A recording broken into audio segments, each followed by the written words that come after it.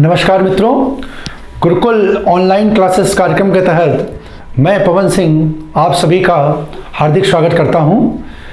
मित्रों, जैसा कि अपने अंतिम टर्न पे हम लोगों ने हिंदी के एक महत्वपूर्ण टॉपिक संधि विच्छेद का अध्ययन पूर्ण कर लिया था और हमने आपसे ये वादा किया था कि नेक्स्ट टर्न पे हम एक नए महत्वपूर्ण टॉपिक के साथ आपके समक्ष उपस्थित होंगे। तो टेलीग्राम चैनल पे हमें हिंदी के संबंध में कुछ सुझाव मांगे थे मैंने, तो उस सुझाव के तहत लोगों के द्वारा हमें वर्णमाला पढ़ाने का कुछ लोगों ने हम से निवेदन किया। तो उसी को ध्यान में रखते हुए हम लोग आज वर्णमाला पे अध्ययन करेंगे। तो आइए देखते हैं मित्रों, वर्णमाला क्या होती है।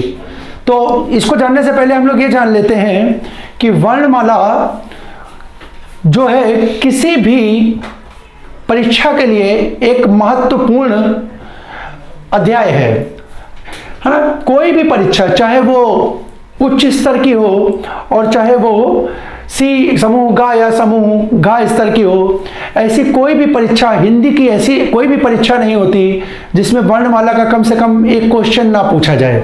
ठीक है, तो मित्रों इसको हम लोग आसानी से, बहुत अच्छे से इसका अध्ययन करके उन क्वेश्चनों को हम पेपर में सॉल्व कर सकते हैं। तो आइए इसका हम लोग अध्ययन प्रारंभ करते हैं, देखते हैं वर्णमाला क्या होती है।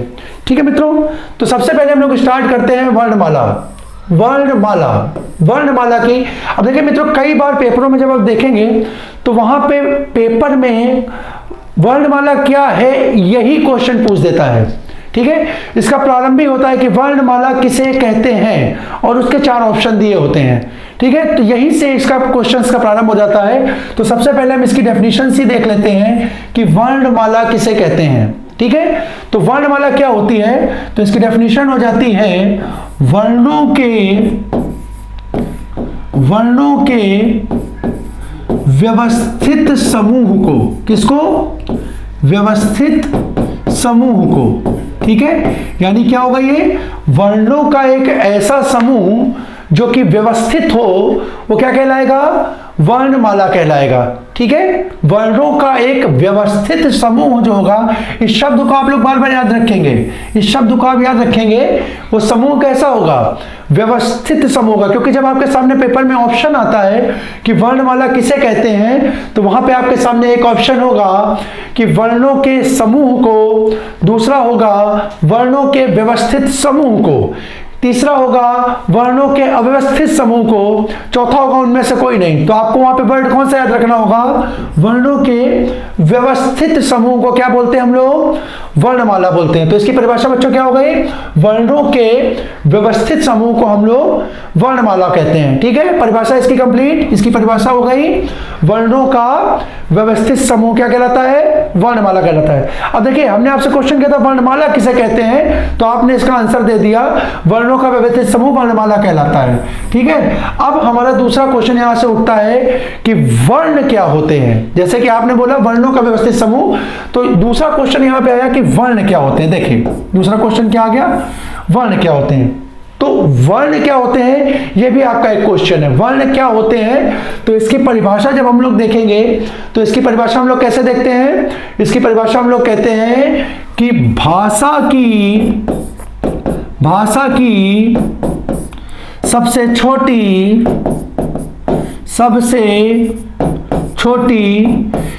लिखित इकाई। इस शब्द को आप याद रखिएगा, ये शब्द आपको याद रखना है।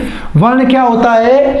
भाषा की सबसे छोटी लिखित इकाई जो होती है, भाषा की सबसे छोटी लिखित इकाई जो होती है वो क्या कहलाती है? वर्ण कहलाती है। भाषा की सबसे छोटी कैसी इकाई? लिखित इकाई क्या कहलाती है? वर्ण कहलाती है। तो भाषा की सबसे छोटी लिखित इकाई वर्ण, और वर्णों का ही व्यवस्थित समूह क्या कहलाता है? वर्णमाला कहलाता है। ठीक है, तो मित्रों यहां आपको कितना क्लियर हो गया होगा कि वर्ण क्या होते हैं और वर्णमाला क्या होती है। ठीक है, अब इसी वर्णों को देखते हैं कि किस प्रकार से यहां पे व्यवस्थित किया गया है या कितने प्रकार से बांटा गया है। तो मित्रों जब हम हिंदी की बात करते हैं तो हिंदी वर्णमाला में वर्णों का विभाजन 2 प्रकार से होता है। कितने प्रकार से होता है? दो प्रकार से होता है। हिंदी वर्णमाला में वर्णों का विभाजन दो प्रकार से होता है। पहला विभाजन इसका कहलाता है स्वर। क्या कहलाता है? स्वर। इसी को इंग्लिश में हम लोग क्या बोलते हैं? वॉवेल। इंग्लिश में इसको हम लोग क्या बोलते हैं? वॉवेल। ठीक है। और दूसरा भाग इसका कहलाता है व्यंजन। दूसरा भाग इसका क्या कहलाता है? व्यंजन। ठीक है। यानी वर्णमाला में वर्णों का विभाजन दो प्रकार से किया जाता है। कितने प्रकार से? दो प्रकार से किया जाता है। कौन कौन सा? एक स्वर और दूसरा व्यंजन। अब बात आती है स्वर क्या होते हैं। बात आती है स्वर क्या होते हैं। इसकी परिभाषा भी महत्वपूर्ण होती है। कई पेपरों में इसकी परिभाषा पूछी गई है। तो स्वर किसे कहते हैं? आप इसको एक शब्द के माध्यम से याद रखिएगा। सिर्फ एक शब्द याद रखिएगा कि स्वतंत्र रूप से उच्चारित होने वाली ध्वनियां। ठीक है। स्वतंत्र रूप से क्या होगी? बोली जाने वाली जो ध्वनि होगी, बोली जाने वाली जो ध्वनि होगी, उसे ही हम लोग क्या कहेंगे? उसे ही हम लोग कहेंगे स्वर। यहां पे आपको शब्द क्या याद रखना है?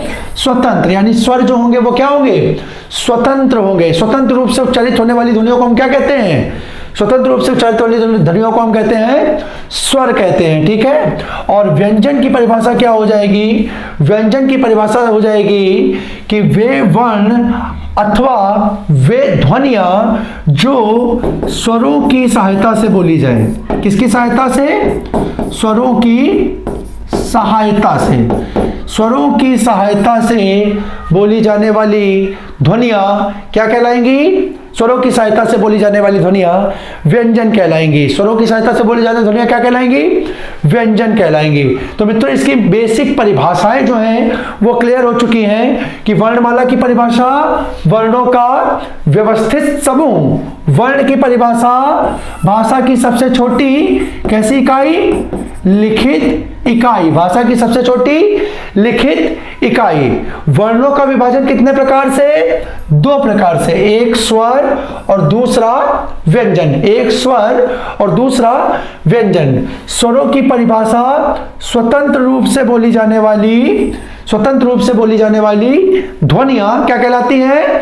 स्वर कहलाती हैं। और व्यंजन की परिभाषा स्वरों की सहायता से बोले जाने वाले ध्वनि या स्वरों की सहायता से लिखे जाने वाले वर्ण क्या कहलाते हैं? व्यंजन कहलाते हैं। अब आइए देखते हैं मित्रों इसकी संख्या पे बात करते हैं।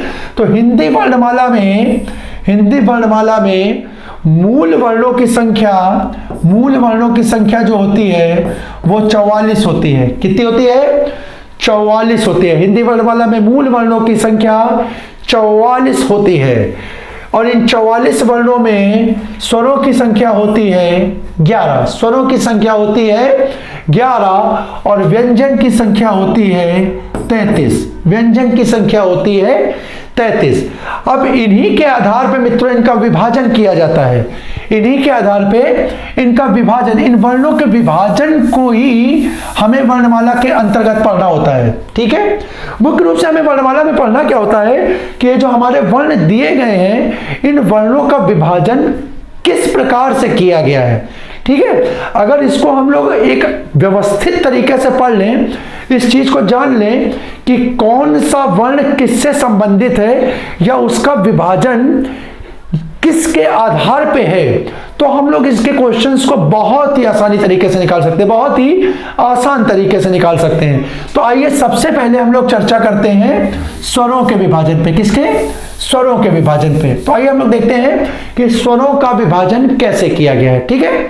तो पहले हम लोग यहाँ पे देख लेते हैं विभाजन से पहले, एक मिनट, विभाजन से पहले हम यहाँ पे चर्चा कर लेंगे स्वरों के प्रकार की। तो स्वरों के प्रकार निम्न 3 प्रकार होते हैं। स्वरों के कितने प्रकार होते हैं? स्वरों के निम्न 3 प्रकार होते हैं। पहला कौन सा होता है? पहला होता है लघु अथवा हर्ष स्वर। कैसा? लघु अथवा हर्ष स्वर। ठीक है। दूसरा इसका विभाजन होता है दीर्घ स्वर। कैसा विभाजन? दीर्घ स्वर। दूसरा विभाजन इसका कहलाता है दीर्घ स्वर। और तीसरा इसका विभाजन होता है प्लुत स्वर। कैसे स्वर? प्लुत स्वर। तो स्वरों को 3 प्रकार से बांटा गया है। हिंदी वर्णमाला में स्वरों को 3 प्रकार से बांटा गया है। कौन कौन से? लघु अथवा ह्रस्व स्वर, दीर्घ स्वर और तीसरा प्लुत स्वर। तीसरा प्लुत स्वर। आइए देखते हैं लघु स्वर क्या होता है। देखिए बच्चों, इसमें लघु का अर्थ क्या होता है? लघु का मतलब होता है छोटा, अर्थात छोटा। ठीक है, तो यानी ऐसे स्वर जिनके उच्चारण में हमें बहुत कम समय लगता है, या हिंदी वर्णमाला में छोटे वर्ण जो होते हैं उन्हें हम किस नाम से जानते हैं? लघु अथवा ह्रस्व स्वर के नाम से जानते हैं। किसके नाम से जानते हैं? लघु अथवा ह्रस्व स्वर के नाम से जानते हैं। और इन स्वरों की संख्या जो होती है वो 4 होती है। कितनी होती है? 4 होती है। जो क्रमशः कौन कौन से होते हैं हमारे? आ, ई, उ और री। आ, ई, उ और री। कौन कौन से होते हैं लघु स्वर हमारे? छोटा आ, छोटी ई, छोटा उ और री। ठीक है, इन्हें हम किस नाम से जानते हैं? लघु स्वर के नाम से जानते हैं। इन्हें एक बात हम लोग ध्यान रखेंगे कि इन लघु स्वरों को हम मूल स्वर भी कहते हैं। क्या बोलते हैं? मूल स्वर भी कहते हैं। ठीक है, अगर आपसे पेपर में क्वेश्चन पूछा जाता है कि हिंदी वर्णमाला में मूल स्वरों की संख्या कितनी होती है, तो उसका आंसर आपका कितना हो जाएगा? उसका आंसर आपका हो जाएगा 4। हिंदी वर्णमाला में मूल स्वरों की संख्या कितनी होती है? 4। वही मूल वर्ण किस नाम से जानते हैं?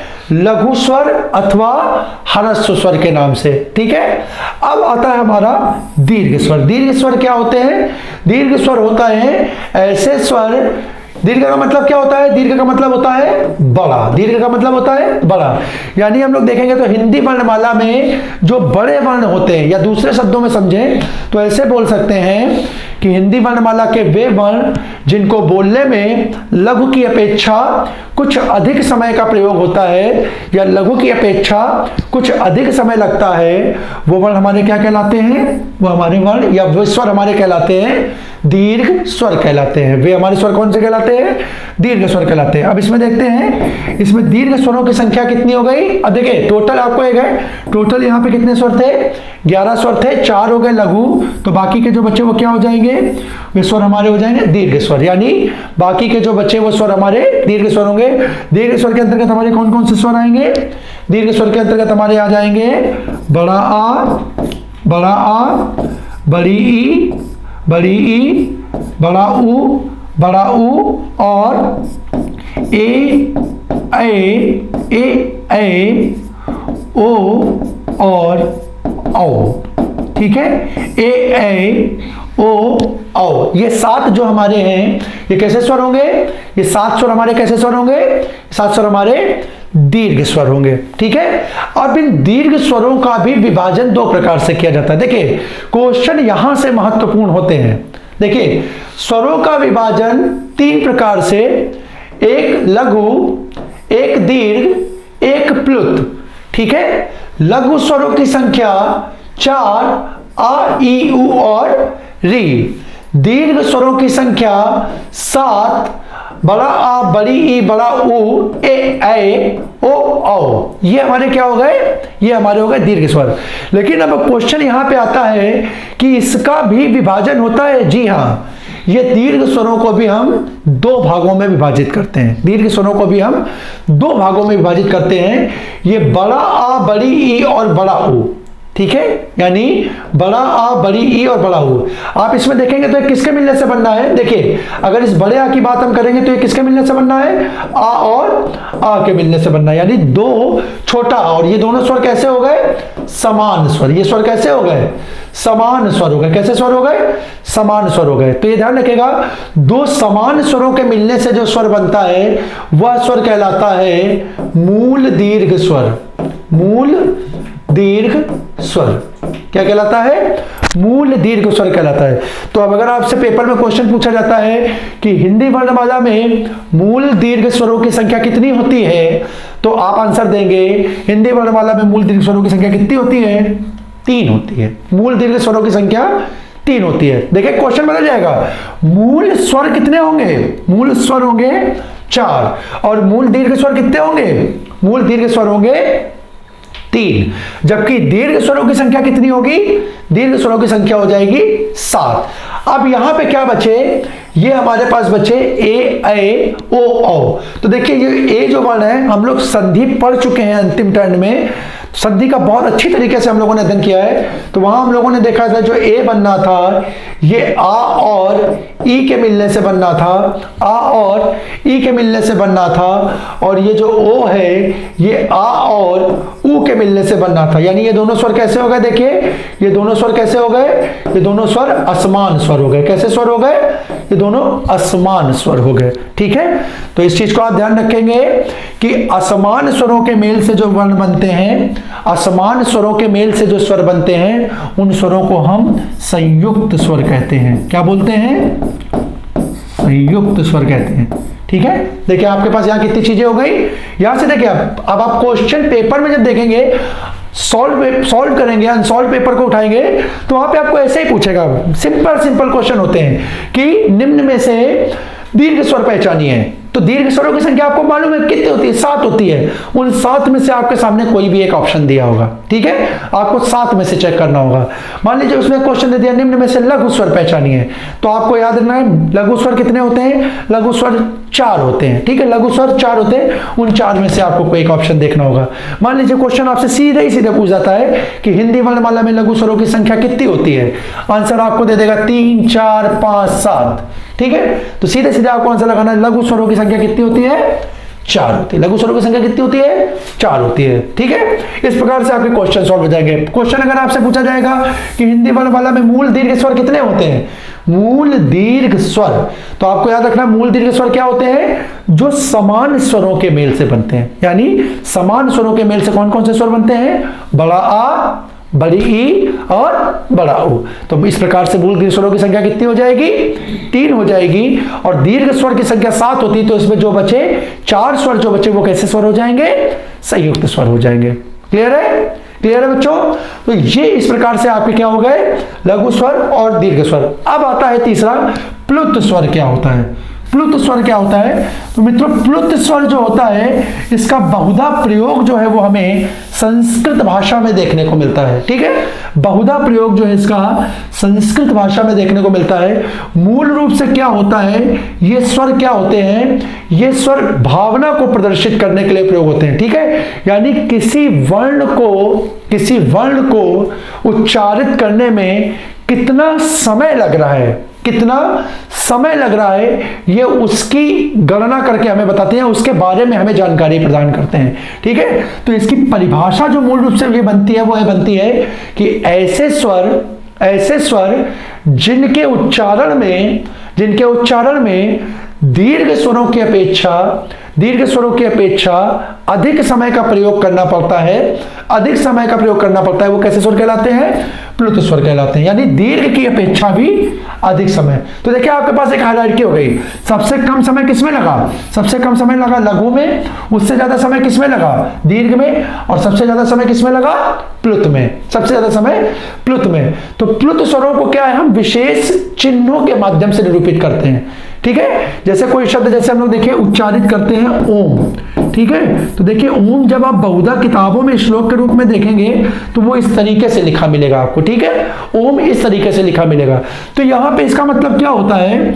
इसका मतलब ये होता है कि यहाँ पे ओ का जो उच्चारण है वो थोड़ी देर के लिए किया गया है। यानी ओ में क्या है? सांस को थोड़ा सा खींचा गया है। ठीक है, ओम में सांस को थोड़ा सा खींचा गया है। तो इस प्रकार का जो शब्द होगा वो किसका उदाहरण हो जाएगा? वो उदाहरण हो जाएगा प्लुत स्वर का। किसका उदाहरण हो जाएगा? प्लुत स्वर का। इसी तरह किसी को बुलाने के लिए हम लोग देखते हैं इस तरीके के साइन का प्रयोग होता है। ठीक है, इस तरीके से, या कहीं कहीं इस तरीके से लिखा होता है। ठीक है, तो यह हमें निरूपित करता है कि यहाँ पे क्या है कि यहाँ पे ये हा जो आ का उच्चारण है, ये आ का उच्चारण क्या है? थोड़ी देर के लिए किया गया है। यहाँ पे सांस को क्या किया गया है? थोड़ा खींचा गया है। जबकि इस यहाँ पे इस वाले शब्द में यहाँ पे क्या किया गया है? आ को नहीं बल्कि या को थोड़ी दूर के लिए सांस को रोक करके खींचा गया है। तो इस प्रकार के अगर आपको कहीं चिन्ह प्रयोग में दिख जाएंगे तो आप वहां पे आसानी से उसको पहचान करके लगा देंगे कि किसके एग्जाम्पल हो जाएंगे? प्लुत स्वर के। किसके एग्जाम्पल हो जाएंगे ये? प्लुत स्वर के उदाहरण हो जाएंगे। तो मित्रों स्वरों के जो प्रकार हैं, 3 प्रकार होते हैं। कौन कौन से? लघु, दीर्घ और प्लुत। आशा करता हूं ये आपको समझ में आ गए होंगे। ठीक है, ये 3 प्रकार आपको क्लियर हो गए होंगे। अब इन 10 स्वरों का हम लोग क्या देखेंगे? इसमें विभाजन देखेंगे। हम लोग विभाजन देखेंगे कि हिंदी वर्णमाला के ये जो क्या है हमारे स्वर हैं, इनका विभाजन किस प्रकार से किया गया है। ठीक है, इनका विभाजन किस प्रकार से किया गया है। तो देखिए इनका विभाजन हम लोग देखते हैं, बहुत आसानी से हम इसको समझ पाएंगे।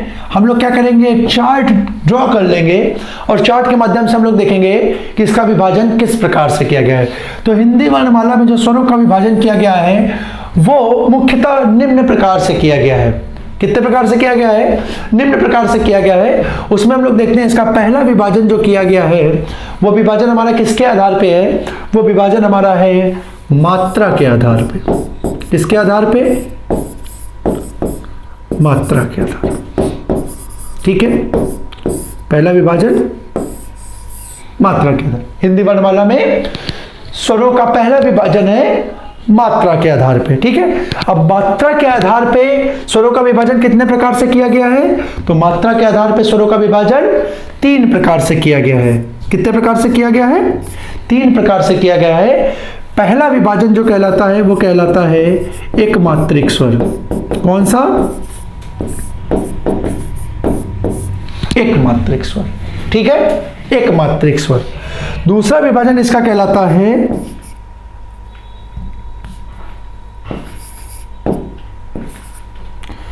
द्विमात्रिक स्वर।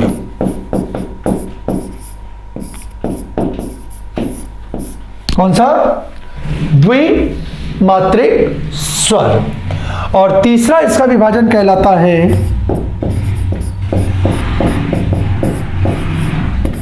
त्रिमात्रिक स्वर। तीसरा विभाजन इसका क्या कहलाता है?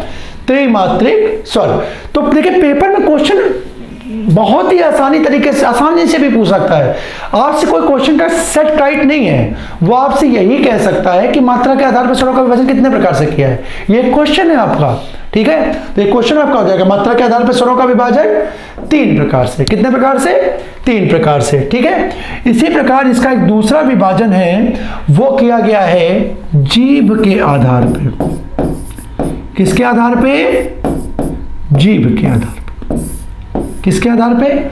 जीभ के। यानी हमारी जीभ के किस भाग से कौन सा स्वर उच्चारित होता है। ठीक है, हम लोग इसमें बोलते हैं कि जीभ के किस भाग से कौन सा स्वर उच्चारित होगा, तो उसके आधार पे स्वरों का जो विभाजन किया गया है वो भी 3 प्रकार से किया गया है। ठीक है, कितने प्रकार से किया गया है? 3 प्रकार से किया गया है। यह विभाजन कहलाता है अग्र स्वर, दूसरा मध्य स्वर, अग्र स्वर, मध्य स्वर और तीसरा पश्च स्वर। तीसरा पश्च स्वर।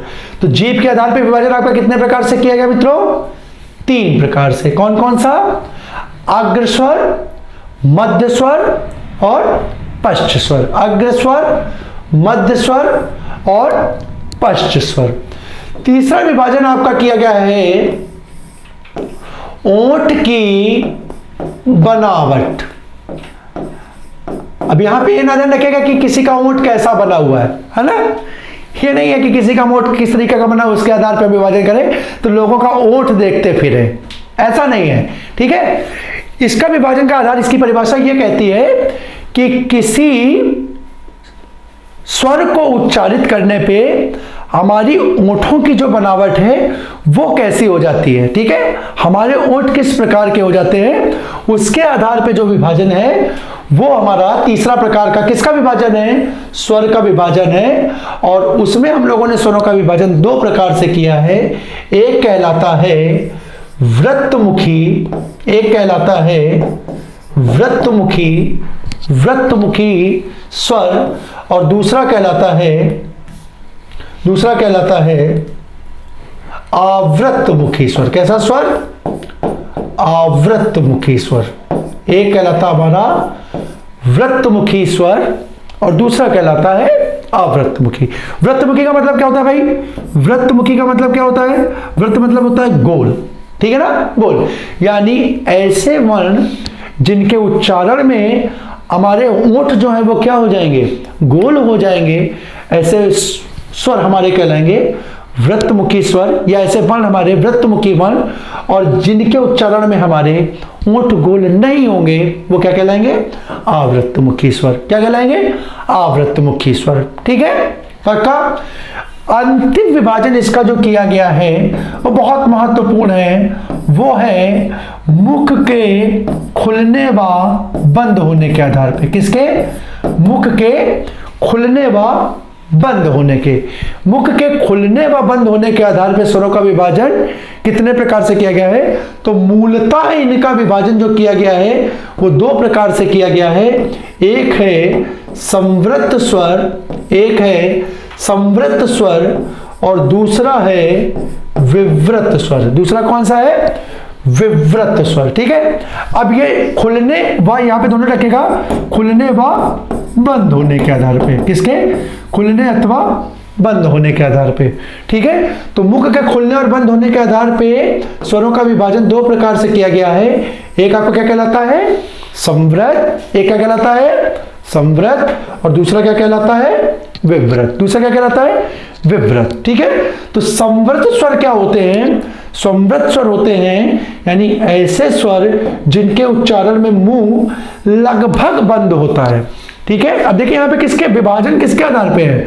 मुख के बंद होने और खुलने के आधार पे। बंद होने और खुलने के आधार पे है, तो परिभाषा यहां से भी हो सकती है, ठीक है। यहीं से परिभाषा आपकी निकल सकती है कि ऐसे स्वर को क्या कहते हैं? जिनमें मुंह लगभग बंद होता है, ठीक है। जिनमें मुंह लगभग बंद होता है, ठीक है, लगभग बंद होता है, तो ऐसे स्वर क्या कहलाते हैं? संवृत स्वर, ठीक है। और ऐसे स्वर जिनके उच्चारण में मुंह क्या हो जाता है? मुंह खुल जाता है, मुंह खुल जाता है, वो स्वर क्या कहलाते हैं? वो स्वर हमारे कहलाते हैं विवृत स्वर। वो स्वर हमारे क्या कहलाते हैं? विवृत स्वर। तो देखिए यही विभाजन है हमारा, इन्हीं के अंतर्गत हम स्वरों को रख करके पढ़ेंगे, ठीक है, कि कौन सा स्वर अग्र स्वर होता है। पेपर में आपसे यही क्वेश्चन पूछता है कि निम्न में अग्र स्वर पहचानिए, निम्न वृत्तमुखी पहचानिए, कौन सा संवृत का उदाहरण है, कौन सा विवृत का उदाहरण है, कौन सा अग्र स्वर का उदाहरण है, कौन सा। तो हम इसको बस इस तरीके से रख लें। या कभी कभी तो जो क्वेश्चन होता है मित्रों वो सीधे सीधे यही पूछ देता है कि जीभ की उच्चारण स्थान के आधार पे विभाजन, कौन सा विभाजन इसमें से है। देखिए क्वेश्चन कैसे बनता है, वो ऐसे क्वेश्चन बना देता है कि जीभ के उच्चारण स्थान के आधार पे निम्न में कौन सा विभाजन है, कौन सा विभाजन है। तो वो वहां पे आंसर दे देता है संवृत, विवृत, वृत्तमुखी और अग्र, ठीक है। ये देखिए आपका क्वेश्चन तैयार हो गया पूरा पूरा, ठीक है। तो आपको ये मालूम है कि जीभ के आधार पर विभाजन कितने प्रकार से किया गया है? 3 प्रकार से, अग्र, पश्च और मध्य। तो आपने तुरंत इसका आंसर यहां से लगा दिया, अग्र। देखिए 1 नंबर का क्वेश्चन हो गया। अब यहां पे पूछा तो ये संवृत किसका है? आपने देख लिया संवृत और विवृत जब भी बात होती है तो किसके आधार पे है? मुख के, मुख के खुलने और बंद होने के, मुख के खुलने और बंद होने के आधार पे। और उसमें से भी जब संवृत होगा तो ये किसका होगा? बंद, और विवृत जो होगा वो क्या होगा? खुलने के। किसके आधार पे? खुलने के। वृत्तमुखी की जब बात हो रही है तो किसके आधार पे है? ओंठों की बनावट, ओंठों की बनावट। तो देखिए क्वेश्चन आपको यहीं से मिल जाएगा, यानी हो सकता है पेपर में आपके क्वेश्चन इस 4 इतने में ही से आपको हो सकता है मिल जाए, ठीक है। स्वरों का विभाजन तो अभी हम इसके अंतर्गत करेंगे ही, उसको देखेंगे ही, लेकिन हो सकता है कि इसी में से आपको क्वेश्चन यहां से मिल जाए। तो देखिए एक बहुत महत्वपूर्ण तरीका है, ठीक है। इसके माध्यम से हम लोग एक बार रिवीजन कर लेते हैं। बताएं आप लोग हम लोग यहाँ पे कि मात्रा के आधार पर स्वरों का विभाजन कितने प्रकार से किया गया? 3 प्रकार से। कौन कौन सा? एक मात्रिक स्वर, 2 मात्रिक स्वर और त्रिमात्रिक स्वर। कौन कौन से? एक मात्रिक, द्विमात्रिक और त्रिमात्रिक। दूसरा विभाजन किसके आधार पर किया गया? दूसरा विभाजन किया गया मित्रों जीभ के उच्चारण, यानी जीभ का उच्चारण, वर्ण का उच्चारण जीभ के किस भाग से हो रहा है उसके आधार पर हमारा विभाजन किया गया। तो वो कितने प्रकार से किया गया? वो किया गया 3 प्रकार से। कितने प्रकार से किया गया? 3 प्रकार से। कौन कौन सा? अग्र, पश्च और मध्य, या अग्र, मध्य और पश्च। तीसरा विभाजन मित्रों हमारा किस प्रकार से किया गया? तीसरा विभाजन हमारा किया गया ओठों की बनावट के आधार पे। ओठों की बनावट के आधार पे, ओठों की बनावट के आधार पे कितने प्रकार से हमारा विभाजन किया गया? 2 प्रकार से। कितने प्रकार से? 2 प्रकार से। कौन कौन से? वृत्तमुखी, वृत्तमुखी और दूसरा आवृत्तमुखी, दूसरा आवृत्तमुखी। और चौथा और अंतिम विभाजन हमारा किस प्रकार से किया गया? चौथा और अंतिम विभाजन हमारा क्या गया? मुख के खुलने और बंद होने के आधार पे। किसके? मुख के खुलने व बंद होने के आधार पे इसका विभाजन किया गया। और वो विभाजन मूलतः कितने प्रकार से किया गया? 2 प्रकार से, संवृत और विवृत। इसके मित्रों हम लोग पार्ट के रूप में भी देखते हैं। संवृत का एक भाग टूट करके बन जाता है अर्ध संवृत, अर्ध संवृत, और विवृत का एक भाग टूट करके बन जाता है अर्ध विवृत। कौन सा? अर्ध विवृत। तो ये 4 प्रकार से इन स्वरों का विभाजन हो जाता है, लेकिन मूलतः इनका विभाजन 2 ही प्रकार से है, संवृत और विवृत। ठीक है मित्रों, अब इसी को एक एक करके हम इसमें एक एक टॉपिक पे इसकी चर्चा करते हैं कि मात्रा के आधार पे स्वर कौन कौन से होते हैं, जीभ के आधार पे स्वर कौन कौन से होते हैं, ओठ के और मुख के आधार पे। चलिए मित्रों हम इसकी चर्चा करते हैं स्वरों की।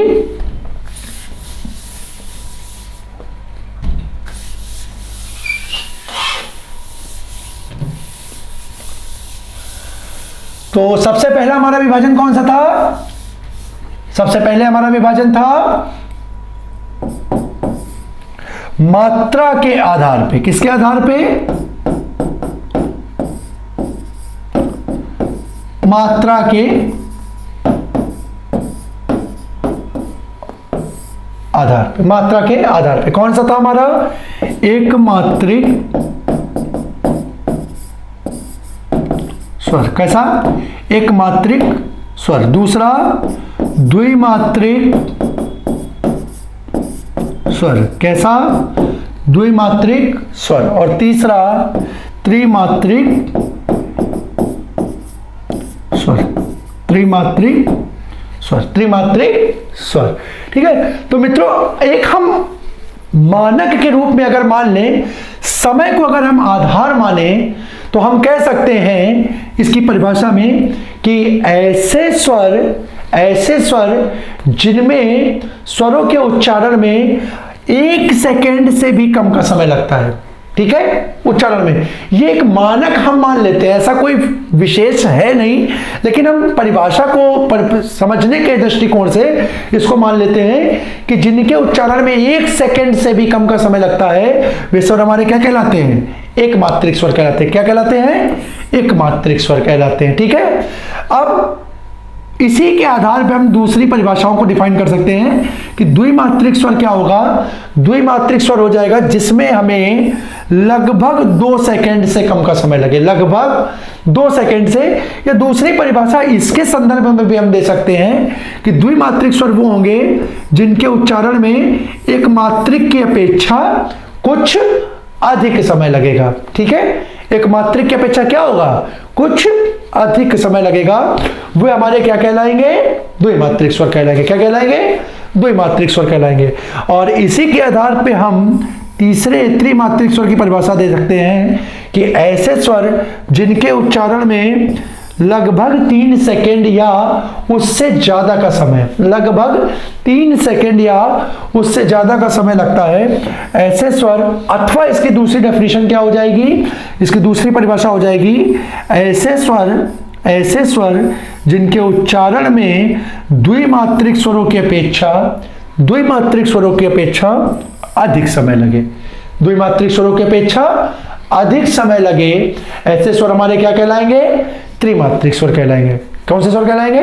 त्रिमात्रिक स्वर कहलाएंगे। अब आइए देखिए विभाजन देख लेते हैं, इसका विभाजन किस प्रकार से होता है। तो बहुत ही सरल है इसका विभाजन। जो भी हमारे स्वरों के प्रकार थे, यानी सारे के सारे जो लघु स्वर हैं, ठीक है, कौन से स्वर, कैसे स्वर, लघु स्वर जो है वो हमारे किसके अंतर्गत आ जाएंगे? एक मात्रिक के अंतर्गत आ जाएंगे। लघु स्वरों की संख्या मित्रों कितनी थी? हम लोग चर्चा कर चुके हैं। लघु स्वरों की संख्या कितनी थी? लघु स्वरों की संख्या 4 थी।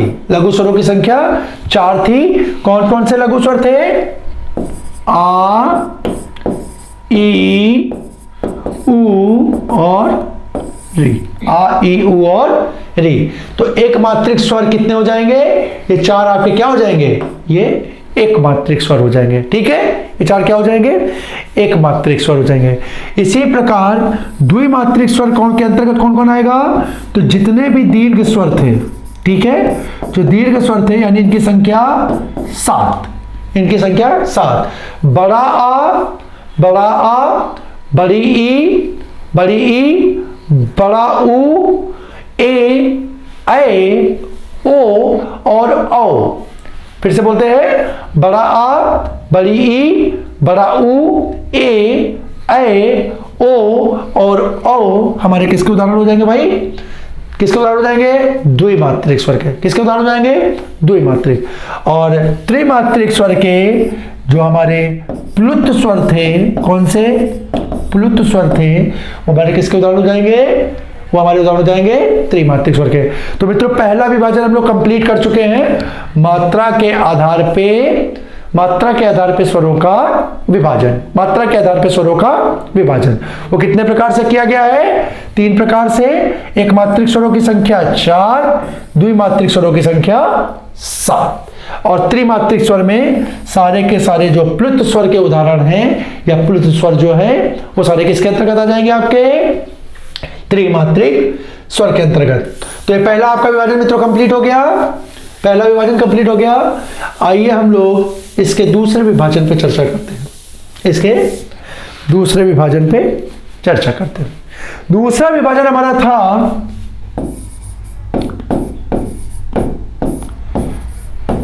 जीभ के आधार पर विभाजन, या जीभ के शुद्ध अगर हम लिखेंगे तो लिखेंगे उच्चारण स्थान। जीभ के उच्चारण स्थान के आधार पर। किसके आधार पे? यानी कोई वर्ण जो है, कोई स्वर जो है वो हमारे जीभ के किस भाग से उच्चारित हो रहा है। तो देखिए, एक हम लोग यहाँ पे एक आर्टिफिशियल बना लेते हैं हमारी जीभ। ठीक है, इस जीभ को हम 3 भागों में बांट लेते हैं। ये हमारे जीभ के 3 भाग हो गए। ये भाग हमारा क्या हो गया? अग्रभाग हो गया। ये कौन सा भाग हो गया? अग्रभाग हो गया। ये मध्य भाग हो गया। ये पश्च भाग हो गया। ये पश्च भाग हो गया। ठीक है, तो हम इसका विभाजन कर लेते हैं। अग्र, मध्य और पश्च। अग्र, मध्य और पश्च। तो मित्रों इसमें हमारा विभाजन किस प्रकार से किया गया है? इसमें हमारा विभाजन किस प्रकार से किया जाता है? इसमें हमारा अग्र के अंतर्गत आते हैं हमारे कौन कौन से? अग्र के अंतर्गत आते हैं हमारे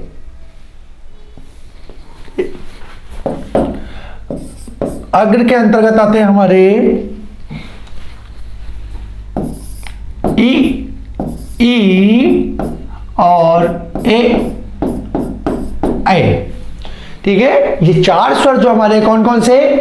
ई, ए और ए। ये हमारे कैसे स्वर हो गए मित्रों? अग्र स्वर हो गए। कैसे स्वर हो गए? अग्र स्वर हो गए। मध्य स्वर के अंतर्गत आता हमारा सिर्फ एक वर्ण, एक स्वर। ठीक है, मध्य स्वर के अंतर्गत आता हमारा सिर्फ एक स्वर। कौन सा होता है? छोटा आ। छोटा आ। और बाकी के जो बचे कौन कौन से? बड़ा आ, उ और ओ और औ। ठीक है, बड़ा आ, छोटा उ, बड़ा उ, ओ और ओ। ये हमारे किसके एग्जाम्पल हो गए मित्रों? ये हमारे एग्जाम्पल हो गए पश्च स्वर के। किसके एग्जाम्पल हो गए? पश्च स्वर के। तो जीभ के उच्चारण स्थान के आधार पे हमारा जो 2 विभाजन हो गया वो कैसा हो गया? ये हमारा विभाजन हो गया मित्रों। कौन कौन सा? अग्र स्वर, मध्य स्वर और पश्च स्वर। पश्च स्वर। अग्र स्वर के अंतर्गत आपका आया छोटी ई, बड़ी ई, ए। मध्य स्वर के अंतर्गत सिर्फ एक वर्ण छोटा आ और पश्च स्वर के अंतर्गत बड़ा आ, छोटा उ, बड़ा उ, ओ और औ। ठीक है, ये हमारा विभाजन मित्रों कौन सा हो गया? जीभ के उच्चारण स्थान के आधार पे, यानी स्वरों का ये दूसरा विभाजन जो हमारा है वो कंप्लीट हो गया। ठीक है, आइए हम लोग इसके एक अन्य तीसरे विभाजन पे चर्चा करते हैं।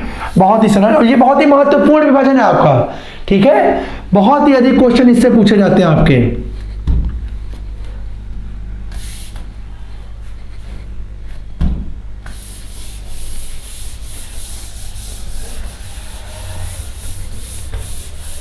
आइए मित्रों चर्चा करते हैं हम लोग। हमारा तीसरा विभाजन था स्वरों का, कौन सा था? तीसरा विभाजन था होठों की बनावट। क्या? बनावट, यानी किसी वर्ण को, स्वर को उच्चारित करते समय हमारे होंठ कैसे हो जाते हैं, उसके आधार पे इसका विभाजन। तो होठों की बनावट के आधार पे स्वर दो प्रकार से बांटे गए थे। एक क्या है? वृत्तमुखी स्वर। कौन सा? वृत्तमुखी स्वर। और दूसरा था आवृत्तमुखी स्वर। कैसा था? आवृत्तमुखी स्वर। वृत्तमुखी की परिभाषा क्या बताई थी हम लोगों ने? वृत्तमुखी की परिभाषा बताई थी जिनके उच्चारण में होंठ क्या हो? गोल हो जाए। जिनके उच्चारण में होंठ गोल हो जाए वो क्या कहलाएंगे? वृत्तमुखी। और जिनके उच्चारण में होंठ गोल, जिनके उच्चारण में होंठ गोल ना हो वो हमारे क्या कहलाएंगे? वो हमारे क्या कहलाएंगे मित्रों? वो हमारे कहलाएंगे आवृत्तमुखी। अब देखिए बड़ा सरल सा है, आप नहीं भी अगर आपको याद है तो आप जरा बोल करके देखें तो आपको बहुत आसानी से समझ में आ जाएगा कि किन वर्णों के उच्चारण में हमारे होंठ गोल हो रहे हैं। देखिए जैसे हम बोलते हैं अ आ ई उ ऊ।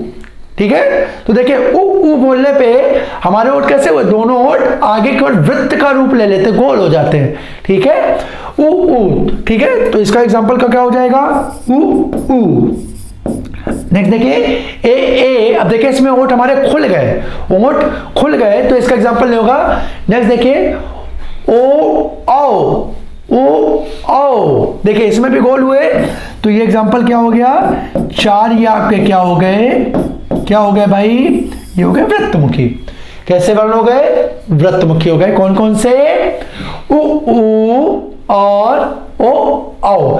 अब देखिए अगर आप थोड़ा सा आप लोग संधि पढ़ के आए, थोड़ा सा देखेंगे तो ये जो ओ है ये किसके मिलने से बनना था मित्रों? ये मिलने से बनना था आ और ऊ के।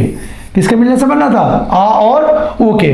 और देखिए ऊ हमारा पहले आ चुका है तो जाहिर सी बात है वो इसके मिलने से बनना, इसमें ऊ आ रहा तो ये भी क्या होगा? ये भी वृत्तमुखी होगा। ये भी वृत्तमुखी होगा। और ये औ जो बनना था ये आ और ओ के मिलने से बनना था, आ और ओ के मिलने से बनना था। तो ये दोनों कैसे एग्जांपल हो गए? ये चार हमारे जो हो गए ये वृत्तमुखी के उदाहरण हो गए। किसके उदाहरण हो गए? वृत्तमुखी के उदाहरण हो गए। बाकी के जो बचेंगे वो हमारे किसके हो जाएंगे मित्रों? आवृत्तमुखी के। किसके उदाहरण हो जाएंगे? आवृत्तमुखी। इसके अंतर्गत आपका आएगा आ ई और ए ऐ। ये वर्ण 6 स्वर जो हैं ये आपके किसके अंतर्गत आ जाएंगे? ये आपके आवृत्तमुखी के अंतर्गत आ जाएंगे। ठीक है, तो तीसरा विभाजन मित्रों आपका कंप्लीट हो गया। ओठों की बनावट के आधार पे। किसके आधार पे? ओठों की बनावट के आधार पे विभाजन कितने प्रकार से? 2 प्रकार से, वृत्तमुखी, आवृत्तमुखी। वृत्तमुखी में कौन कौन सा? छोटा ऊ बड़ा ऊ, ओ और ओ। और आवृत्तमुखी में छोटा आ बड़ा आ, छोटी बड़ी ई और ए। ठीक है, तो इस प्रकार से हमारे स्वरों का तीसरा विभाजन कंप्लीट हुआ। आइए मित्रों हम लोग अपने अंतिम विभाजन की ओर बढ़ते हैं। स्वरों के अंतिम विभाजन पर चर्चा करते हैं। ठीक है, अंतिम विभाजन पे चर्चा करते हैं और वो विभाजन है हमारा महत्वपूर्ण विभाजन। महत्वपूर्ण तो हालांकि सभी हैं, ठीक है, लेकिन पेपरों में जो क्वेश्चन ज्यादा पूछ लिया जाता है वही महत्वपूर्ण हो जाता है। तो संवृत और विवृत के क्वेश्चन बहुधा पेपर में पूछे जाते हैं, इस कारण से इसको हम महत्वपूर्ण की श्रेणी में रख लेते हैं। तो मुख के स्वरों का अंतिम विभाजन जो है चौथा, मुख के खुलने व बंद होने के आधार पे, मुख के खुलने व बंद होने के आधार पे इसका विभाजन हम लोग देख लेते हैं वो किस प्रकार से है। वो तो हम लोग इसकी चर्चा करेंगे तो देखेंगे कि मुख के खुलने और बंद होने के आधार पे मूलतः हम लोगों ने देखा था इसका विभाजन दो प्रकार से किया गया था। एक था संवृत स्वर और दूसरा था विव्रत स्वर। दूसरा था विव्रत स्वर। संवृत की चर्चा जब हम लोग कर रहे थे तो यहाँ पे क्या था मित्रों, संवृत की चर्चा था बंद, यानी ऐसे ऐसे क्या, ऐसे स्वर जिनके उच्चारण में मुंह लगभग क्या होगा, बंद होगा, वो क्या कहलाएंगे, संवृत। और जिनके उच्चारण में मुंह क्या होगा, खुल जाएगा, ठीक है, वो क्या हो गए, विव्रत हो गए। तो इसको हम लोग देखेंगे संवृत स्वर के अंतर्गत हमारे कौन कौन से आएंगे। तो याद रखेंगे छोटी ई, बड़ी ई, छोटा ऊ और बड़ा ऊ। कौन कौन सी, छोटी ई, बड़ी ई, छोटा ऊ और बड़ा ऊ। ये हमारे कैसे स्वर हो जाएंगे, संवृत स्वर हो जाएंगे। कैसे स्वर हो जाएंगे, संवृत स्वर हो जाएंगे। और जो बचा बाकी के शेष यानी छोटा आ, बड़ा आ, छोटा आ, बड़ा आ, इसके बाद क्या बचा आपका, ए, ओ और औ। क्या क्या बचा, औ, यानी आ ए, ये सॉरी यहां पे हो गया, ये सिंगल होगा, ठीक है, ये आपका ए और ओ औ। ये किसके उदाहरण हो जाएंगे, आपके विव्रत के उदाहरण हो जाएंगे। किसके उदाहरण हो जाएंगे, विव्रत के उदाहरण हो जाएंगे, ठीक है। अब मित्रों यहां पे हम लोग एक चीज देखते हैं, कभी कभी हम लोगों से पेपर में पूछ देता है कि अर्ध संवृत और अर्ध विव्रत क्या होता है। अर्ध संवृत, तो इसी में संवृत स्वरों को हम लोग पुनः दो भागों में देखते हैं। एक भाग कहलाता है संवृत, एक भाग कहलाता है संवृत, दूसरा हो जाता है अर्ध संवृत, दूसरा हो जाता है अर्ध संवृत। और इस विव्रत का दो भागों में विभाजित हो जाता है, एक हो जाता है अर्ध विव्रत, एक हो जाता है अर्ध विव्रत, एक हो जाता है अर्ध विव्रत और दूसरा हो जाता है विव्रत, ठीक है। तो एक हो जाता है संवृत, दूसरा अर्ध संवृत स्वर, तीसरा विव्रत स्वर, अर्ध विव्रत स्वर और चौथा विव्रत स्वर, ठीक है। तो देखिए इसकी परिभाषा में इसको देखेंगे तो कैसे करेंगे कि संवृत स्वर जिनमें मुंह लगभग बंद रहे या बहुत कम खुले, बहुत कम खुले। अर्ध संवृत का अर्थ का मतलब क्या, आधा, आधा। तो इसमें मुंह क्या होगा, इसकी अपेक्षा आधा खुल जाएगा, ठीक है, यानी यहां इसकी अपेक्षा मुंह क्या होगा, खुलेगा, वो क्या कहलाएगा, अर्ध संवृत कहलाएगा। अर्ध विव्रत क्या होगा, अर्ध संवृत की अपेक्षा मुंह इसमें कुछ अधिक खुलेगा, यानी सबसे कम मुंह खुलेगा संवृत में, उसके बाद अर्ध संवृत में, उसके बाद अर्ध विव्रत में और सबसे अधिक मुंह खुलेगा किसमें, विव्रत स्वर में। सबसे अधिक किसमें खुलेगा, विव्रत स्वर में। अब हम इसका विभाजन कर लेते हैं तो देखते हैं संवृत स्वर के अंतर्गत हमारा आता है, यहां पे हम इसको संवृत स्वर के अंतर्गत आता है ई और उ, ई और उ, ठीक है। संवृत स्वर के अंतर्गत आता है बड़ी ई और बड़ा उ। अर्ध संवृत स्वर के अंतर्गत आता है ई और उ, यानी छोटी ई और छोटा उ, यानी इन्हीं, ये देखिए संवृत स्वरों को ही हमने यहाँ पे बांट दिया। तो ये संवृत स्वर में, मूल संवृत स्वर में आ गए ई उ, मानी बड़ा ई और बड़ा उ, और अर्ध संवृत में आ गए छोटी ई और छोटा उ। इसी प्रकार से इन स्वरों को हम बांटेंगे तो अर्ध विव्रत में आ जाएगा छोटा आ, ए और ओ, क्या क्या आ जाएगा, छोटा आ, ए और ओ, तथा विव्रत में आ जाएगा बड़ा आ, ए और औ, बड़ा आ, ए और औ, ठीक है। तो इस प्रकार से मुख के खुलने और बंद होने के आधार पर मित्रों हमारा विभाजन कंप्लीट हो गया। ये चार प्रकार के जो स्वरों के विभाजन थे वो हम लोग यहाँ पे देख चुके हैं, ठीक है, जिसमें हम लोगों ने स्वरों का भी उसको विभाजित कर दिया था, जितने भी स्वर हैं उनको उसके अंतर्गत विभाजित कर दिया था, ठीक है। अब यहाँ पे हम लोग हिंदी में मानक रूप से मित्रों दो और स्वरों पे चर्चा कर लेते हैं। मानक रूप से जो वर्ण स्वीकार किए गए हैं हिंदी वर्णमाला में, तो हिंदी वर्णमाला में मानक वर्णों के अंतर्गत दो अन्य वर्णों को भी या दो अन्य स्वरों को भी शामिल किया गया है। वो दो अन्य स्वर कौन से होते हैं? अंग और आहा। अंग और आहा। ठीक है, इन दो वर्णों को हम लोग किस नाम से जानते हैं? अयोगवाह। किसके नाम से जानते हैं? अयोगवाह। यानी अगर आपसे क्वेश्चन पूछा जाता है कि हिंदी वर्णमाला में अयोगवाह वर्णों की संख्या कितनी होती है, हिंदी वर्णमाला में अयोगवाह वर्णों की संख्या कितनी होती है, तो मित्रों अयोगवाह वर्णों की संख्या कितनी हो जाएगी? 2 हो जाएगी। कितनी हो जाएगी? 2 हो जाएगी। और जब हम हिंदी वर्णमाला के मानक वर्ण पढ़ेंगे तो उन मानक वर्णों में इन 2 अयोगवाह वर्णों को क्या करेंगे? समाहित करेंगे। ठीक है, तो यहाँ पे हम लोगों ने पढ़ा था हिंदी वर्णमाला में वर्णों की संख्या कितनी होती है?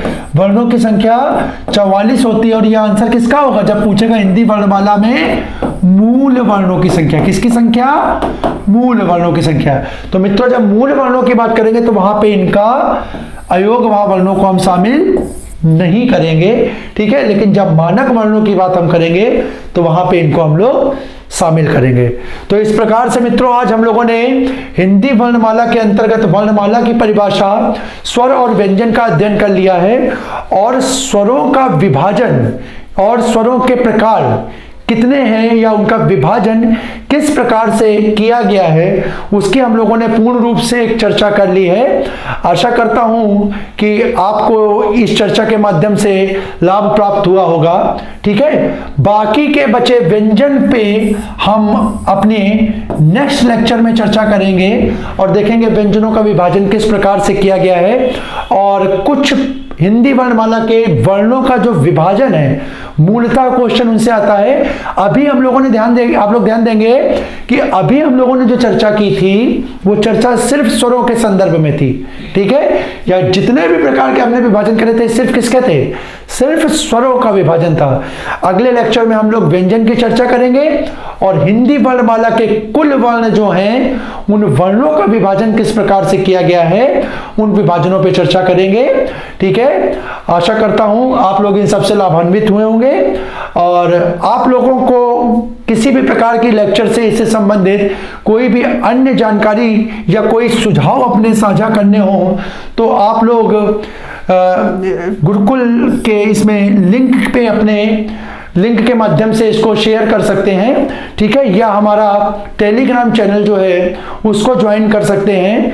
हमारे टेलीग्राम चैनल का जो लिंक है वो लेक्चर के डिस्क्रिप्शन बॉक्स में आपको उपलब्ध हो जाएगा, वहां से आप जाकर के उससे जुड़ें। ठीक है, और अपने जो भी सुझाव हों या आपकी जो भी इस टॉपिक से संबंधित समस्याएं हों उसको हमारे सामने रखें। उन समस्याओं को समाधान का प्रयास संस्थान की ओर से हमारे माध्यम से हमारी टीम के माध्यम से किया जाएगा। ठीक है, आशा करता हूं कि आप लोग इन पढ़ाए हुए स्वरों का जो आज हमने अध्ययन किया है इस पे घर में अभ्यास करेंगे। ठीक है, बिना अभ्यास के कोई भी चीज पूरी नहीं होती है। ठीक है, आज हमने आपको जो भी लेक्चर पढ़ाया है इसका घर में आप अच्छे प्रकार से अभ्यास करें। अपनी नई क्लास में हम लोग इसी के आगे से अपने लेक्चर को बढ़ाएंगे। ठीक है, आशा करता हूं आप सभी लाभान्वित होंगे। तब तक के लिए सभी को जय हिंद।